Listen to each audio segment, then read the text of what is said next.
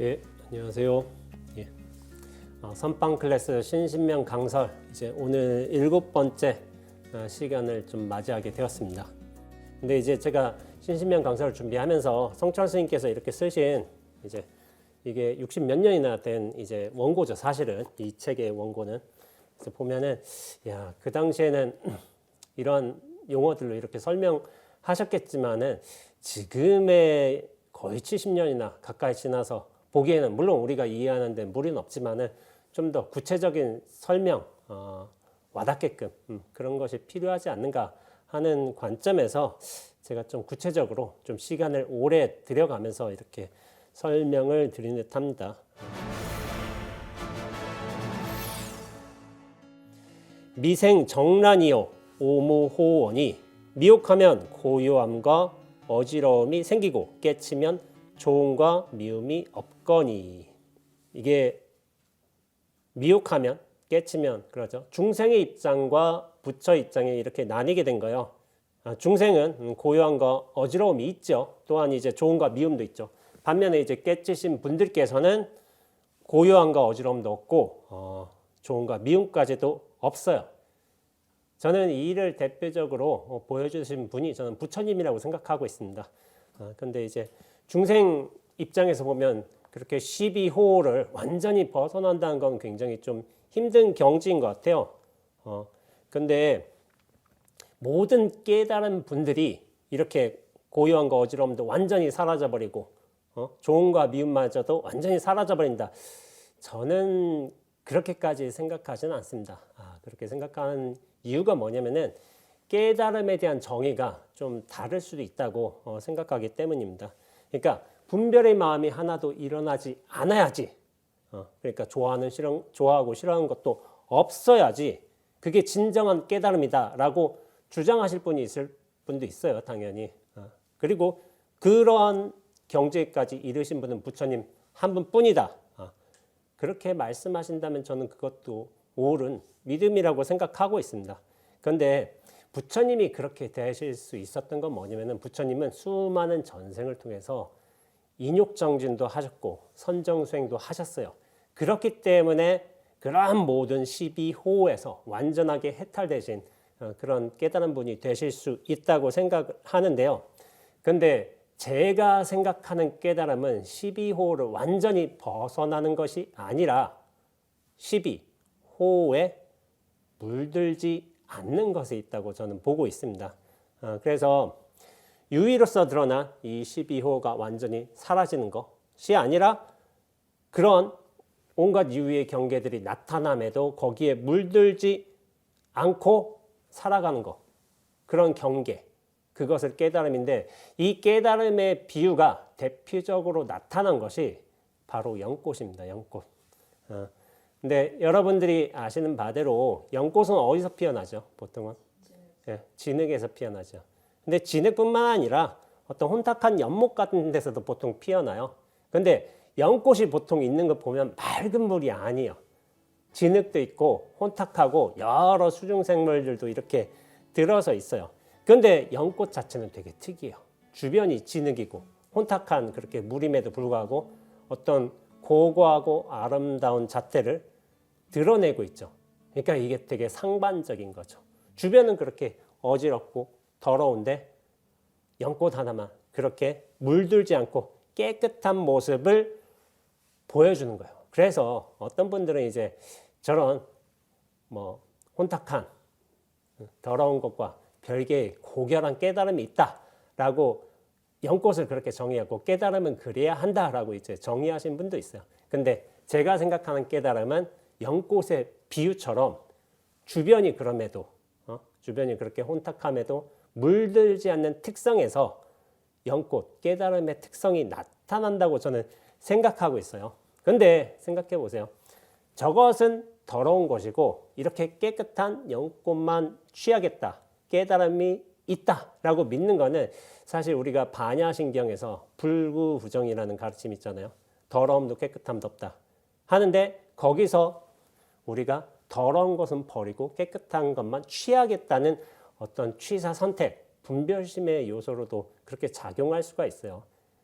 이건 뭐냐면은 결국 양극단 쪽에서 한쪽만 취하고 한쪽은 버리겠다. 그런 취사심과도 다를 바가 없다고 저는 생각하고 있습니다. 앞서 말씀드렸다시피 연꽃이란 것은 물들지 않는 것의 어떤 특성을 강조하기 위해서 그렇게 나타난 거예요.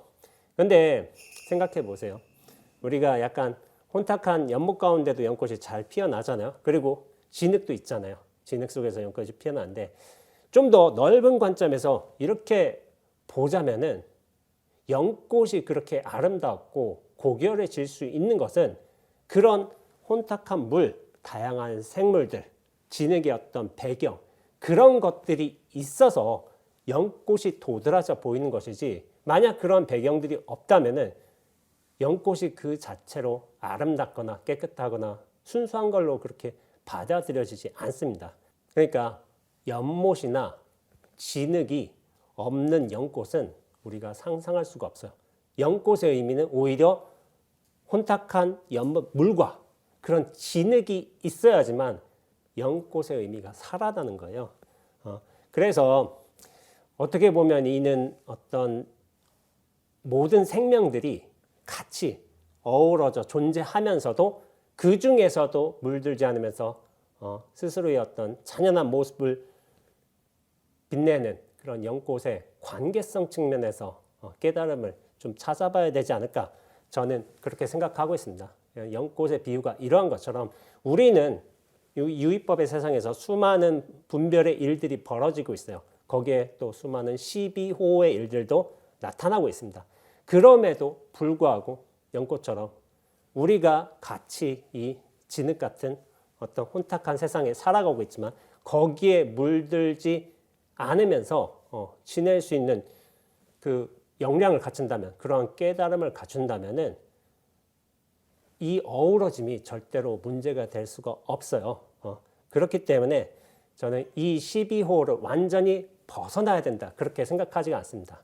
그거와 함께 어우러져 살아가면서 거기에 물들지 않고 스스로의 어떤 분명한 마음을 지닐 수가 있다면 깨끗한 성품을 지닐 수가 있다면 그것이 저는 이제 바른 의미의 깨달음이라고 저는 보고 있습니다.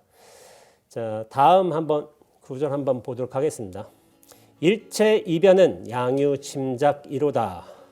모든 상대적인 두견에는 잘못 짐작하기 때문이다. 근데 이 짐작이 우리가 흔히 쓰는 짐작이란 말이 있죠. 짐작하다. 짐작하고 저기 한자는 똑같아요.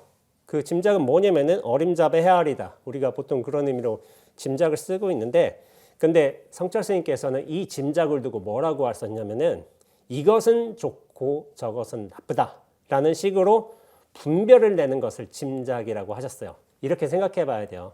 우리가 한자는 똑같지만은 이 글이 1000년 전 쓰여졌단 말이에요. 그러니까 그때는 다른 의미로 쓰여졌을 가능성도 당연히 크겠죠. 우리 한글만 하더라도 우리 100년 전에 한글을 잘 이해하지 못해요. 지금과 확연히 뜻이 달라요. 그런데 한자 같은 경우도 지금 중국인들 같은 경우도 이 고 한자를 안 쓴단 말이에요. 그래서 학자들만 알 수 있는 거야. 그러니까 1000년 전 일이기 때문에 그렇게 이제 그 당시에는 분별 이것은 좋고 저것은 나쁘다는 식으로 이제 그런 마음을 내는 것을 이제 짐작이라고 했는데 그런 식으로 받아들여야 될 듯합니다. 근데 이 분별에 관해서 이렇게 얘기가 나왔지만은 저는 분별에 관해서 두 가지를 좀 말하고 이것의 차이가 분명히 나타나야 한다고 생각하고 있어요.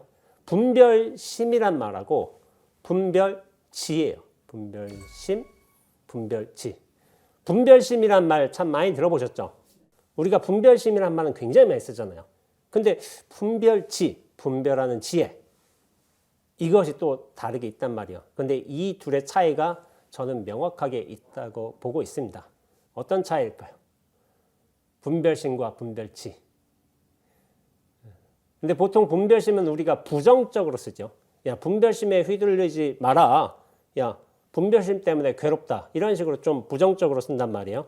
근데 분별심이 부정적으로 받아들여지는 데는 그리고 우리가 분별심을 부정적으로 쓰는 데에는 이유가 있어요. 이유.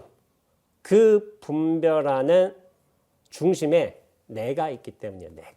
내가 있으면은 그 분별심에 휘둘리고 분별심 때문에 괴로워요. 그 분별심이 뭐냐면은 어떤 대상이나 상황을 보고 평가하고 판단하고 분류하고 내가 취사 선택하고 그리고 무언가는 미워하고 버리려고 하는 그런 마음을 분별심이라고 부르고 이건 약간 부정적으로 해석이 되죠. 근데 분별지에는 내가 있는 게 아닌 거예요. 무엇이 있을까요? 분별지에는 진여자성이 있습니다. 진여자성. 부처님은 무엇을 깨달으셨죠? 무아라는 진리를 깨달으셨죠. 근데 무아라는 진리는 뭐냐면은 그 근원의 실체에 고정된 내가 사라진 것을 뜻해요.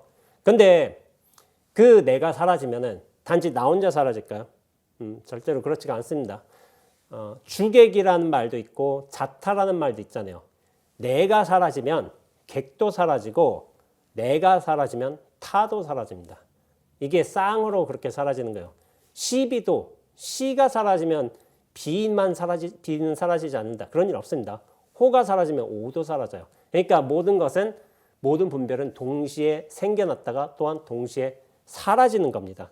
근데 실체의 내가 사라지면 어떻게 될까요? 실체의 대상, 바깥, 세계, 사물, 경계 다 함께 사라집니다. 이것이 무아의 깨달음인 거예요. 단지 내가 실체 없음을 깨닫는 게 아니라 나뿐만 아니라 이 세상, 대상, 다른 사람 그 모두의 실체성도 한꺼번에 사라지는 것을 뜻해요. 그런데 이렇게 된다면은 분별이 사라져요. 분별이 사라지는 그런 청정한 본체가 진여 자성입니다. 분별지는 사실 이 분별이 사라지는 데서 나오게 된 지혜를 뜻해요. 그런데 실체에 나를 이제 붙들고서 살아간다면은 그걸 알지 못하죠. 여전히 내가 좋아하고 싫어하고 그리고 끌어당기고 싶고 버리고 싶어하는 그런 것들만 찾게 되니까 말이죠. 그런데 무아의 진리를 체득하게 된다면은 우리가 생각하는 거, 느끼고 보고 받아들이는 그 모두가 무분별의 어떤 기틀에서 진여자성의 작용으로서 이렇게 드러나게 되어 있습니다. 그래서 분별심과 분별지는 엄격한 차이가 있는 거예요. 근데 나라는 중심에 이렇게 잡혀 있다면은 분별심은 무엇이 되냐면 고통을 낳게 돼 있어요. 고통을 낳게 되지만은 무아의 진리를 우리가 깨닫고 이렇게 텅 빈 마음으로서 무분별로서 그 모든 대상과 상황을 접할 수만 있다면은 사실은 그것은 지혜의 작용으로서 나타나게 되고 진리가 있는 그대로 여실하게 드러나는 모습이 됩니다. 그래서 분별심과 분별지는 이렇게 분명한 차이가 있다. 그런데 나에 묶여 있다면은 분별심이겠고 나로부터 벗어나 눈앞으로서 허공으로서 그 진여 자성의 작용으로서 드러난다면은 그것은 분별지가 되는 거예요. 그래서 제가 분별심과 분별지를 이렇게 말했지만은 사실은 되게 명백하게 쉽게 분류할 수도 있어요. 깨닫기 전에 분별심이고요. 깨달으면은 분별지입니다. 예, 제가 말이 많았지만은 결국 깨달으면은 분별의 지혜로서 작용하게 되는 거예요. 근데 이 분별심과 분별지가 어떻게 다르게 나타나게 되는지 제가 한번 어떤 공안에 한번 예시를 들어서 한번 설명해 보도록 하겠습니다. 문문관 삼칙에 구지수지라는 공안이 있어요. 구지수지. 그 뭐냐면은 구지가 손가락을 세우다라는 공안이 있어요. 이거 한번 들어보셨는가요? 구지 스님이세요. 근데 여기 손가락이지만은 이 손가락은 똑같지만 전혀 다른 두 개의 손가락이 나타나요.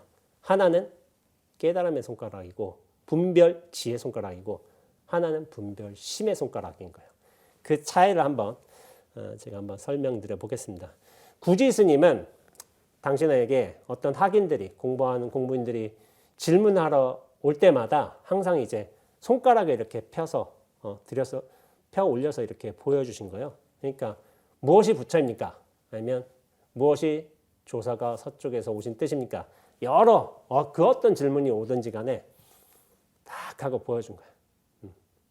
어떤 분들은 이걸 딱 보고서 왜 저러시지? 하신 분이 있을 거 아니야. 익히 소문은 들어가지고 굳이 쓰면 손가락만 딱 하나 든다 해가지고 그걸 직접 확인하고 싶어서 찾아오신 분이 있을 수도 있고 실제로 그걸 보고서 왜 저러시지? 하실 수도 있고 또 어떤 분들은 탁 하고 경계가 확 펼쳐져서 깨달음의 인연이 오는 분들이 있을 수도 있다고 저는 생각을 해요.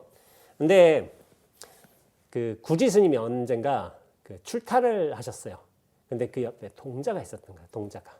근데 동자 혼자 절에 남아 있는데 공부인이 한번 찾아온 거야. 그러니까 아유 요즘 큰 스님께서는 어떤 법을 펼치십니까? 하니까 동자가 이제 의기양양하게 얘기하는 거예요. 아 내가 큰 스님을 오래 모셔봐서 알지요. 하고서 그 자리에서 손가락을 탁 하고 펼쳐준 거예요. 동자가 뭐 오랜 동안 큰 스님 옆에 있으면서 이걸 봤을 거 아니에요. 그래서 자기도 손가락을 탁 보인 거야. 그러면서 이제 공부인이 갔어. 그러면서 구지 스님이 돌아오시니까 동자가 굉장히 자랑스럽게 얘기한 거야. 스님, 아까 전에 스님한테 공부를 물어온 사람이 있었는데 제가 그 스님한테 제대로 보여줬습니다. 하니까 뭘 했는데? 하고 물어보니까 무엇이 부처입니까? 라고 물으니까 제가 이렇게 손가락을 탁 펼쳐주었습니다. 그러니까 뭐 이를테면은 그 스님이 굉장히 환심을 내면서 갔어요. 하고서 얘기를 한 거예요. 그러니까 구지 스님이 그 동자의 손가락을 잘라버렸어요. 잘라버렸다는 게 이제 뭐 칼로 잘라버렸다 이게 아니라 제가 볼 때는 약간 베지 않았을까 이렇게 탁 하고 벤 거예요. 그러니까 동자가 이 손가락이 탁 베었으니까 칼로 아야 하고서 막 갈 거 아니에요. 울면서 갈 거 아니에요. 그런 동자를 이제 구지 스님이 붙들어 세운 거예요. 그러면서 다시 동자에게 물었어요. 그래서 무엇이 부처라고? 라고 하니까 동자가 늘상 하던 대로 손가락을 탁 올렸는데 그 말이 들어왔으니까 탁 올렸는데 그때 피 흘리는 손가락을 보고서 깨쳤습니다. 동자는 그전에는 구지 스님이 하던 대로 똑같이 따라했어요. 근데 그전엔 깨닫지 못했어. 근데 구지 스님이 이렇게 탁 손가락을 베어서 아파서 울면서 가다가 그래서 부처가 무엇이라고 하고서 자기 손가락을 탁 드는 순간 깨달은 거야. 이게 무슨 차이가 있을까요? 똑같은 손가락이잖아요. 똑같이 들었잖아요. 손가락에는 아무런 뜻이 없어요. 손가락에는. 드는 것에도 뜻이 있다고 볼 수도 있는데 드는 것에도 뜻은 없습니다. 그럼 무엇의 뜻이 있느냐? 곧장의 뜻이 있어요. 곧장. 그러면은 구지 스님은 학인들을 어떻게 제잡했느냐? 무슨 질문이 오든 간에 곧장 이렇게 손가락을 들었어요. 그런데 그 동자는 뭐냐면은 손가락에 뜻이 있었어요. 곧장과 손가락은 천지 차이예요. 동자는 그 손가락에 진리가 있다고 생각한 거야. 착각한 거야. 놀라운 게 뭐냐면은 자기가 그렇게 법을 잘못 알고 착각했음에도 불구하고 어떤 기연이 그 피 흘리는 손가락이라는 상황도 있었고 그렇게 황망한 막 다급한 가운데 구지 스님이 그래 부처가 무엇이라고 하고 오니까 확 보면서 그제서야 곧장 손가락을 볼 수 있었던 거예요. 손가락의 뜻이 아니라 곧장의 뜻이 있어요. 근데 그것을 만들어준 거는 구지 스님이겠죠. 근데 말씀드리지만 곧장에는 그 어떤 뜻도 찾을 수가 없어요. 곧장에는. 곧장에 무슨 뜻이 있어요? 이걸 곧장 들고 곧장 딱 보고 곧장 이렇게 웅크리고 여기에는 아무런 뜻도 없어요. 근데 뜻이 없어야지 그 모든 뜻이 될 수가 있습니다. 이게 뭐냐면은 여러분 진공묘유란 말 들어보셨잖아요. 진공이어야지 비로소 묘유가 될 수 있는 거예요. 진공이 아니라면은 묘유가 될 수 없습니다. 묘유의 근간에는 항상 이 진공이 있어요. 그리고 진공을 다른 식으로 표현하자면은 곧장이에요, 곧장. 왜냐하면 진공에 뜻이 없기 때문에, 곧장에도 뜻이 없기 때문에. 무아라는 우리가 진리를 깨쳐야지 비로소 진공도 될 수 있는 것이고 묘유로서도 드러날 수가 있어요. 구지 스님께서는 나중에 당신 떠날 때가 되어서 나는 철룡 스님에게서 한 손가락 선을 얻어서 일생 동안 누리고도 다 누리지 못했다. 다 쓰지 못했다. 이런 말씀을 하세요. 근데 손가락은 모양도 있고 뭐 나이도 들고 뭐 그럴 거 아니에요. 뭐 사람 나이가 드는 만큼 뭐 부러질 수도 있고 그렇잖아요. 근데 손가락 선에서 손가락이 뜻이 아닌 거예요. 이것을 곧장 드는 거. 곧장에는 뜻이 없기 때문에 그리고 다함이 없기 때문에 일생 동안 누리고도 다 쓰지 못하는 거예요. 이 도리에 개합을 해야 되는 거예요. 그리고 이 동자는 운이 좋게도 그런 구지 스님을 모신 어떤 이제 공덕으로 그런 깨달음의 기한을 맞이할 수가 있었던 거죠. 그런 거예요. 아까 전에 분별심과 분별죄도 얘기했지만은 무아, 나 자신이 텅 빈 진공이 될 때에 비로소 묘유가 곧장 지혜예요. 지혜가 그렇게 발현될 수 있는 거예요. 진공과 묘유는 그렇게 함께 가는 겁니다. 따로 분리해서 가는 게 아니고요. 간다면 같이 갑니다. 근데 진공이 아니라면 묘유에도 도달하지 못하게 되어 있어요. 자, 다음 구절 한번 읽어보겠습니다. 몽환공화를 하루 파착가 꿈속의 헛개비와 헛꽃을 어찌 애써 잡으려 하는가. 이 구절은 저는 좀 많이 들었던 것 같고 저 자신도 좀 인용했던 것 같아요. 이렇게 여러분들에게 공부에 대한 설명을 하면서 승찬 스님께서는 이 중생심으로서 바라보게 된 어떤 세상, 대상을 이제 헛개비하고 헛꽃이라고 말씀하신 거예요. 근데 이제 이 책에서 성철 스님께서도 마찬가지인 거예요. 중생의 어떤 견해가 일체의 병견, 즉 분별심에 치우친 견해라고 그렇게 말씀하셨습니다. 한번 물어볼까요? 여러분들은 이 세상을 살아오고 계시잖아요. 수많은 대상 경계도 이제 또 만나고 치르면서 하고 계신데 그런 게 헛개비하고 헛꽃처럼 느껴지세요? 세상이? 그러지 않고 가끔 그러죠. 대부분 다 그래요. 근데 제가 여기서 한번 제가 어떤 한 후배 스님과의 한번 대화를 한번 예시로 들어볼게요. 제가 후배 스님하고 어떤 대화를 하다가 그 후배 스님이 나중에 이런 말을 해요. 스님, 근데 금강경에 따르자면 그거 다 환이잖아요. 이런 식으로 얘기를 하는 거예요. 환. 금강경에 이런 이제 사구계가 있죠. 일체유의법, 여몽환포영, 여로역, 여전, 응작, 여시관. 이 뜻이 뭐냐면은 그 모든 만들어진 법은 마치 꿈과 같고 환영과 같고 물거품과 같고 그림자와 같고 아침 이슬과 같고 번갯불과 같으니 마땅히 이와 같이 볼 것이니라 라는 뜻이에요. 이 사국이 다 알고 계시죠. 워낙 공부를 많이 하셨으니까. 근데 금강경에서도 이걸 얘기해요. 일체유법 여몽환포영 같다고 해요. 환영과 같다고 하고 그림자와 같다고 하고 물거품 같다. 그런 식으로 얘기를 해요. 그러니까 이 후배 스님이 스님 말씀하신 거 다 환이잖아요. 이렇게 얘기한 거예요. 근데 이런 식의 태도는 안 좋아요. 경전을 잘 못 봐서 그래요. 금강경에서는 여몽환포영 영여정 응장여시관 이 세상에서 드러나게 된 그 경계나 대상 상황이 꿈과 같다, 환영과 같다고 비유한 것은 그것이 가짜라고 단정짓기 위해서가 아니라 그것이 실체가 없다는 것을 비유하기 위해서 말한 거예요. 그래서 여자가 들어간 거예요. 같을 여자. 비유하는 거예요. 비유. 그러니까 경전을 잘못 본 사람은 야 꿈이다 환영이다. 야 그거 가짜백이다. 무시해도 된다. 이렇게 착각하는 거예요. 근데 여자만큼 중요한 게 뭐냐면 마지막에 관자예요. 관자. 관자가 뭐죠? 볼관자를 쓰잖아요. 볼관자. 근데 불교에서는 그냥 이 관자가 볼관자로 뜻하지는 않아요. 존재의 어떤 근원을 확실하게 꿰뚫어 본다. 그런 의미로서 좀 관을 쓰는 면이 있어요.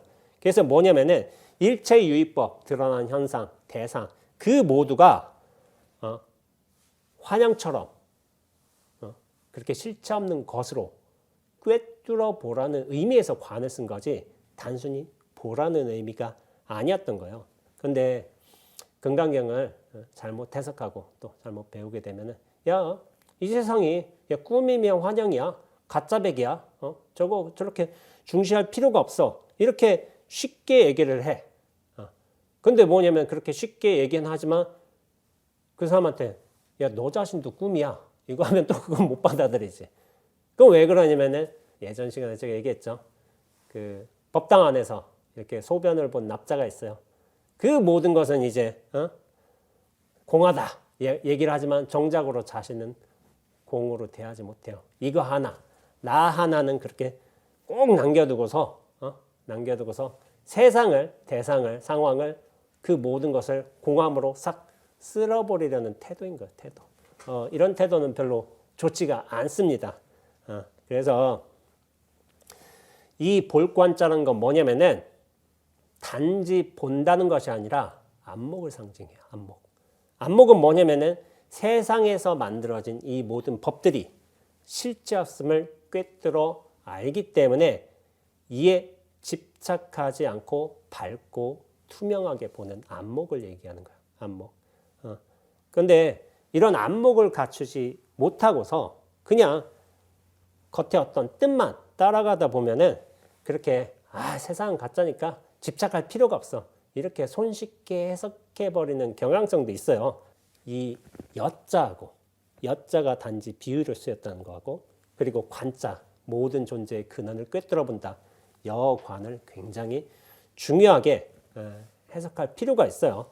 그리고 이렇게 안목을 갖추게 된다면은 그 모든 것을 존재의 어떤 실체 없음을 알기 때문에 우리가 툭 떨어져서 그 모든 흘러가는 상황들, 대상들, 경계들을 맑고 깨끗하게 볼 수가 있는 거겠죠. 그것이 바로 안목이에요. 안목. 자기의 안목을 갖추는 것이 굉장히 중요합니다.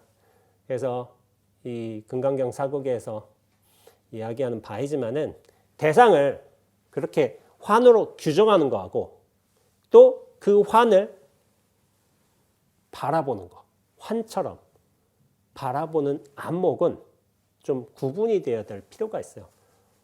근데 대부분은 금강경 해석을 잘 못하면 환으로 규정시키려고 해. 근데 그 이유가 무엇일까요? 규정 지으면은 고착화되잖아. 내가 고착화되었기 때문에. 내가 그렇게 실체로 있기 때문에 환이란 다른 실체로 또 그런 말로써 딱 규정하고 싶어 한 거예요. 그렇게 환으로 규정하는 데는 내가 들어가 있어요. 내가. 근데 나조차도 환으로서 드러나게 된다면은 그건 뭐냐면은 이 안목은 뭐냐면은 이 전체를 보는 거야. 전체. 어떤 대상과 상황을 환으로 규정시킨 게 아니라 나의 실제성이 무너지면서 나조차도 무너지면서 그렇게 전체로서 대상과 상황도 완연하게 그렇게 드러나는 것을 뜻합니다. 그것을 안목이라고 부를 수 있는 거예요. 그래서 대상을 환처럼 보는 안목은 앞서서 얘기한 사실 연꽃과도 연관이 있어요. 뭐냐면은 연꽃의 비유가 그런 거예요. 대상이나 세상이나 환영이나 그림자와 물거품과 이렇게 같이 있으되 거기에 물들지 않는 거예요. 안목이 있으면 물들지 않습니다. 그 안목이 있으면은 마치 연꽃이 그런 혼탁한 물과 다양한 생물들과 진흙과 함께 있으면서도 스스로 분명하게 살아가는 그런 자유를 상징하기도 해요. 이런 식으로 받아들인 게 좋습니다. 자, 다음 구절 한번 읽어보겠습니다. 득실 시비를 일시 반각하라. 얻고 이름과 옳고 그름을 일시에 놓아버려라. 얻고 이름, 옳고 그름을 일시에 놓아버리라고 했는데, 근데 이게 일시에 놓아질 게 좀 가능할까요? 근데 이제 이거 놓아버리면 그리고 뭐 끝일까요? 이게 잘 안 되죠.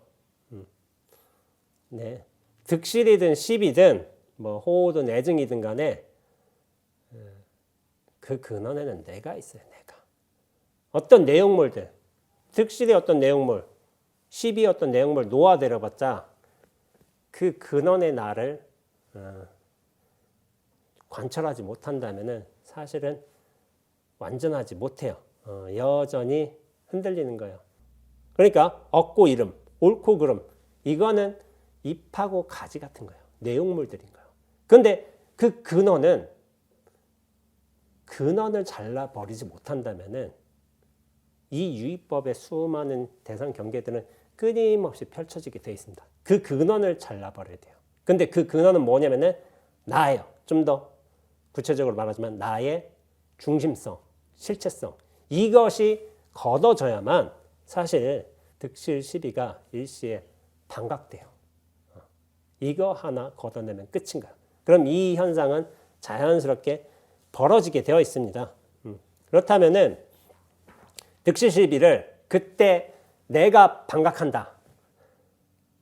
이것도 아니에요. 왜냐하면은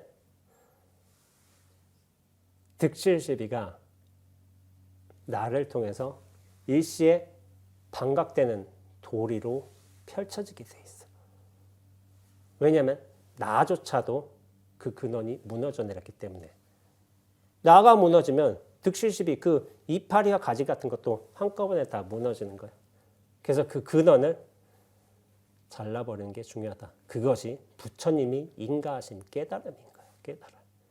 잎하고 가지 치면 멋있는 나무는 얻을 수 있겠죠. 근데 그 생사심, 중생심의 근원은 잘라버리지 못합니다. 다음 구절 한번 보겠습니다. 안약 불수면 제몽자제요. 눈에 만약 졸음이 없으면 모든 꿈 저절로 없어지고. 성철 스님께서는 우리가 밤에 잘 때 꾸는 꿈은 작은 꿈이라고 말씀하셨어요. 근데 이제 큰 꿈이 있다고 하셨어요. 이 세상과 삶도 있지만은 어떻게 보면 나란 존재도 그래요. 나란 존재도 어떤 한 큰 꿈의 어떤 중심이에요. 중심. 이 큰 꿈에서 깨어나는 것이 깨달음이라고 하셨어요. 근데 눈에 졸음이 없다고 했잖아요. 눈에 졸음이 없으면 이건 무슨 뜻이냐면은 안목을 뜻해요. 안목. 우리가 중생은 무명업식에 가려져 있어서 제대로 보지, 맑게 깨끗하게 보지 못한다는 거예요. 근데 이제 우리가 안목을 이렇게 졸음이 없으면 안목을 제대로 갖추면은 이 세상을 꿈으로써 꿈처럼 볼 수 있게 되는 거예요. 앞선 비유에서 제가 말했지만 꿈으로 단정 짓는 게 아니라 꿈처럼 볼 수 있는 거예요. 꿈에서 살되 꿈에 물들지 않고 꿈으로써 존재할 수 있는 거예요. 꿈이라고 배격하는 것이 아니라. 그게 이 꿈 세계를 맑게 살아가는 도리예요. 도리. 꿈인 줄 알기에 꿈에 미혹되지 않고 꿈인 줄 알기에 꿈에 집착하지 않고 꿈인 줄 알기에 꿈을 부려가면서 사는 게 이게 우리가 진정한 꿈을 사는 소식인 거예요. 그렇게 보아야 합니다. 다음 구절 읽어보겠습니다. 심약 부리면 만법 일련이라 마음이 다르지 않으면 만법이 한결 같으니라. 마음이 다르지 않으면 만법이 한결 같으니라. 마음이 다르다. 변한다. 좀 뭔가 이상하죠. 진리가 다르다. 변한다. 이상하죠. 원래 진리는 나뉠 수 없어요. 진리는 변할 수 없어요. 어떤 본 마음이라고 한다면 나뉠 수도 없고 변할 수도 없는 거겠죠. 그리고 나뉠 수도 없고 변하지도 않는 게 어떻게 보면 본래의 마음이기도 하겠죠. 그런데 그 언젠가부터 우리가 나라는 이 중심과 실체로 들어 앉으면서부터 세상을 우리 어떤 차별심으로서 분별심으로서 바라보게 되어 있어요. 그래서 그렇기 때문에 만법이 한결같지 못한 거예요. 그런데 우리가 이 중생심으로서 딱 벗어날 수만 있다면, 나라는 실체성을 벗어날 수만 있다면은 만법이 한결같다. 한결같다는 건 뭐냐면 똑같다가 아니라 똑같다의 뜻이 한결같다가 아니에요. 진실하게 드러난다는 뜻이에요. 진실하게 드러남이 한결같아지는 거예요. 그렇게 해석을 해야 합니다. 다음 구절 읽어보죠. 일체 체연하야 오리 망연하야 한결같음은 본체가 현묘하여 오련히 인연을 잊어서라는 구절인데요. 만법이 한결같음으로 진실함으로 이렇게 여실하게 드러날 수 있는 거는 뭐냐면은, 그 이유는 뭐냐면은 본체가 현묘하기 때문이라고 했어요. 이게 19절 같아요. 이게 참 해석하기가 되게 다양해. 일여 체연하여 오리 망연하여. 그러니까 분명한 무언가가 없어. 전 여기서 무슨 자를 이렇게 중심으로 봤냐면 현자를 중심으로 봤어요. 현자. 거물현이라고 새기는 경우도 있는데 저는 거물현이라고 새기지는 않습니다. 하늘청따지 거물현 두루랑 이렇게 하는데, 이제 이게 제대로 보려고는 어두울 현자로 보는 게 좋아요. 어두울 현자. 검다는 색깔을 뜻하지만은 어둡다는 것은 어떤 약간 규정할 수 없는 어떤 상태를 뜻해요. 근데 시간적으로 비유하자면은 어두울 현자는 언제 쓰냐면 칠흑 같은 까마득한 어둠 때가 아니라 이제 빛이 사라지고 뭐 해가 한 7시쯤 졌다고 쳐봐요. 그럼 7시 한 40분, 50분이나 하면 빛이 조금은 남아있죠. 여전히 미명은 남아있는데, 근데 그때가 오히려 더 어두워요.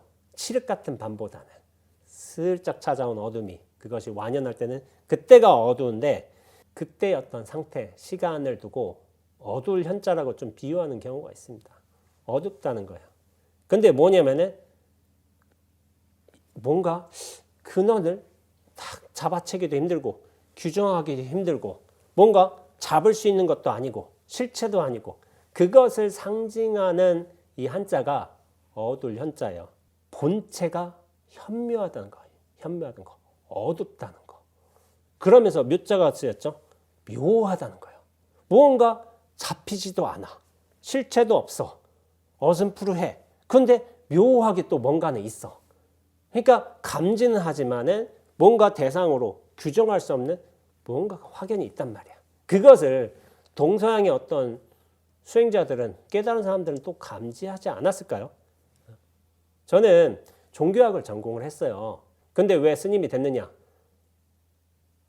진리를 구현할 수 있는, 깨달음을 얻을 수 있는 가장 좋은 종교, 최상승의 종교가 저는 불교라고 생각하고 있습니다. 그렇다면 다른 종교에서 깨달음을 얻은 사람이 없을까요? 저는 그렇게 생각하지는 않아요. 타 종교에서도 깨달음을 얻은 분이 있다고 저는 생각하고 있어요. 그들도 어떻게 보면 투철한 기도를 하고 수행도 하고 그러면서 진리 하나를 위해 살겠다, 그런 결심을 한 분들이 계시다는 거죠. 그래서 진정한 깨달음은 알매 문제가 아니에요. 내가 안다 이게 아닌 거예요. 되매 문제인 거예요. 되매. 무아는 내가 얻게 된 어떤 알매, 지식, 의식, 형태가 아니라 내가 그렇게 철저하게 비워져서 되는 것을 뜻해요. 공성을 깨닫는다는 건 뭐냐면은 나조차도 공이 되는 거예요. 내가 공성을 안다. 그 수준이 아닙니다. 나조차도 철저히 비워가면서 공으로서 발현할 수 있을 적에 그것이 제대로 공성을 깨닫는 소식을 뜻하겠죠. 그래서 이렇게 진리와 개합하게 된다면은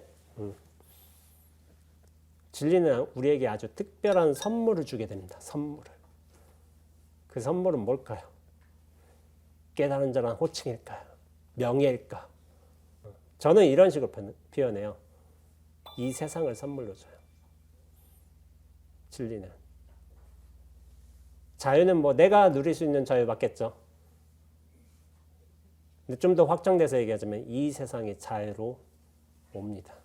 내가 자유로운 게 아닌가요? 이 세상이 전체로 자유로 드러나게 되는 거예요. 무화가 된다면은 그 나라는 실체 하나 탁 걷어낼 수가 있다면은 이 전체가 선물로 자유로서 찾아오게 됩니다. 다음 구절 한번 읽어보겠습니다. 만법이 재간의 귀복 자연이니라. 만법이 다 현전함에 돌아감이 자연스럽다. 만법이 재관한다는 것은 이제 금강경 구절처럼 일체법이 부처님법 이제 진리로 드러난다는 뜻이에요.